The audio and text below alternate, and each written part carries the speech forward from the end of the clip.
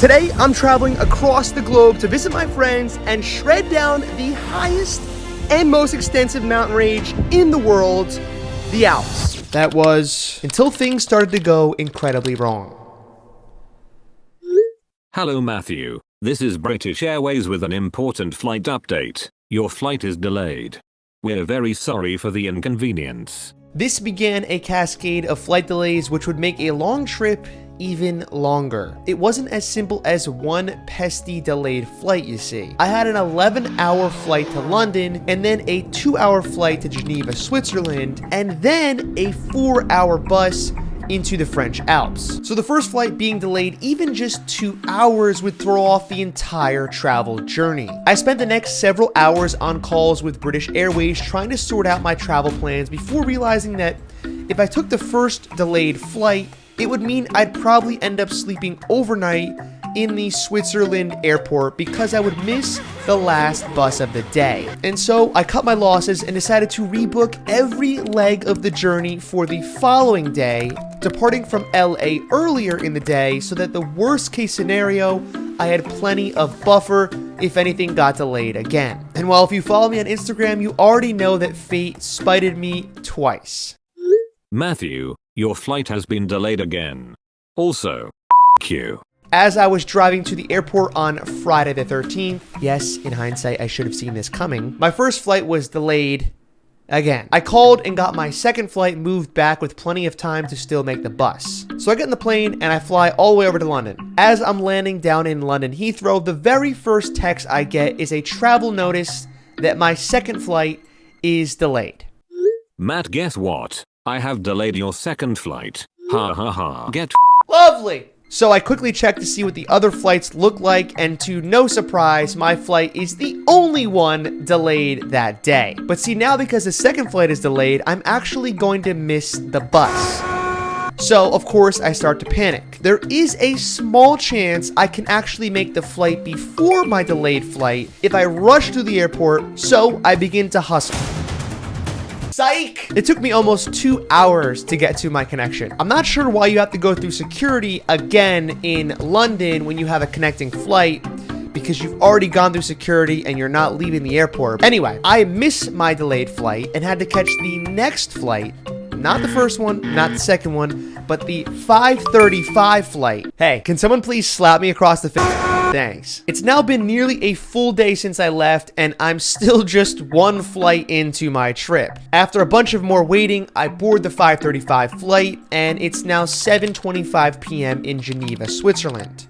And thankfully, my friend Milo was able to book me another bus, this one the very last bus, leaving the Geneva airport at 10:30 p.m. So if you can do some quick math, 3 hours should be plenty of time to get off the plane, get my bags, and get on a bus. Right? Wrong. After an hour of sitting and waiting for my bag, I realized that it is nowhere to be found. suck it. But alas, it is somewhere. After waiting online and then talking to the airport staff, I finally find out that my bag is on the last flight of the night from London to Geneva. Can you guess what time that one lands? Just take a wild guess. Just take a guess. It lands at 10 p.m. All right, so the bus is at 10:30.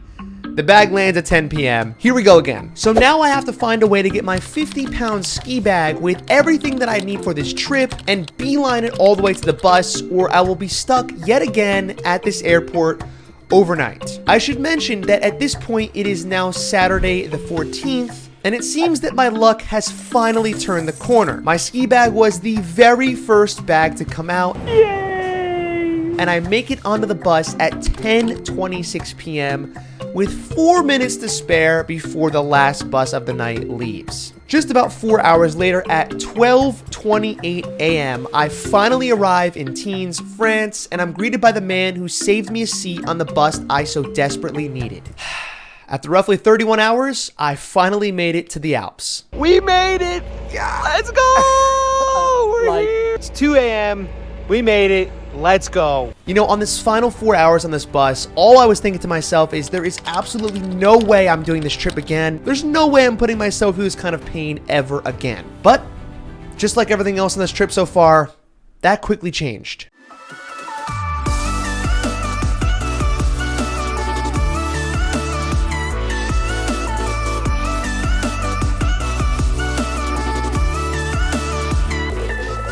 This was some of the best powder I've ever skied in my entire life. It was whiteout blizzard conditions. There was so much snow that we couldn't even make out where the ground ended and the sky began. A blank white canvas of fluff. Now, the thing you need to understand about where we skied in France is that there really aren't any trees. It was truly a mountain full of 3-foot deep gnar. So much gnar, in fact, that there was a level 3 and a level 4 high avalanche warning the entire week we were there. And I just gotta say, man, I loved every second of it. It snowed for 3 full days straight. I'm not even kidding. Non-stop, 3 full days, day and night. And at some points on the mountain, my pole, when you push it into the ground, was 46 inches deep in powder. So if you're a snow lover like me, this is heaven on earth. Oh, did I mention? France knows how to party.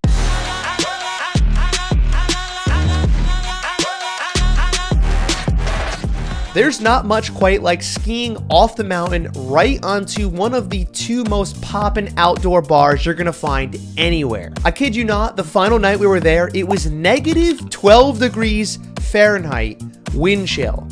That's like negative 30 Celsius. But that doesn't phase the vibe a single bit at Coco Rico. Back-to-back banger hits, people from all over the globe, and nothing but the most premium of vibes. I gotta say, this trip started out about as unfortunate as it possibly could have for me. But the reward was well worth the struggle. The French Alps were incredible. The crepes live up to the hype.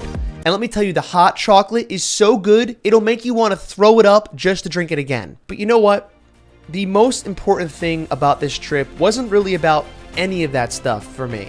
There's something incomparable to the feeling you get when you're around your friends, living your best life, and realizing what really motivates you.